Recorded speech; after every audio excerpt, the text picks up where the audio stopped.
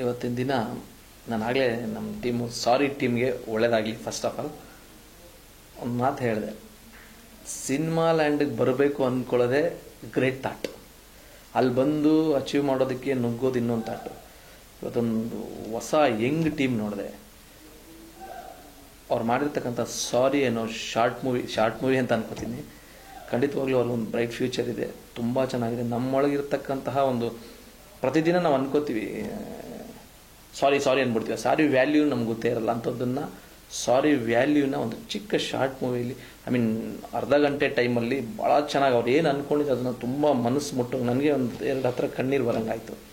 ಸಾಕಷ್ಟು ವಿಷಯಗಳನ್ನು ಸಾರಿ ಅನ್ನೋ ಒಂದು ½ ಅನ್ ಅವರ್ ಮೂವಿ ಅಂತ ಹೇಳ್ಬೋದು. ಅದನ್ನು ಶಾರ್ಟ್ ಮೂವಿ ಅನ್ನಂಗೂ ಇಲ್ಲ, ಸಿನಿಮಾ ಶಾರ್ಟ್ ಮೂವಿ 2 ಸೆಂಟ್ರಲ್ ಮಾಡಿದ್ದಾರೆ.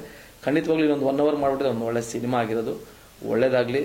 ತ್ಯಾಗರಾಜು ಓವರಾಲ್ ಒಂದು ಟೀಮ್ ವರ್ಕ್, ಆ ಹೆಸರುಗಳು ನನಗೆ ಗೊತ್ತಿಲ್ಲ, ಒಟ್ಟಾರೆಯಾಗಿ ಒಂದು ಒಳ್ಳೆ ಯಂಗ್ ಟೀಮು. ಇವರಿಂದ ಒಳ್ಳೊಳ್ಳೆ ಸಿನಿಮಾಗಳು ಬರೋ, ಖಂಡಿತವಾಗ್ಲೂ ಸಕ್ಸಸ್ ಆಗ್ತಾರೆ, ಒಳ್ಳೊಳ್ಳೆ ಸಿನಿಮಾಗಳು ಮಾಡ್ತಾರೆ ಅನ್ನೋ ನಂಬಿಕೆ ನನಗಿದೆ.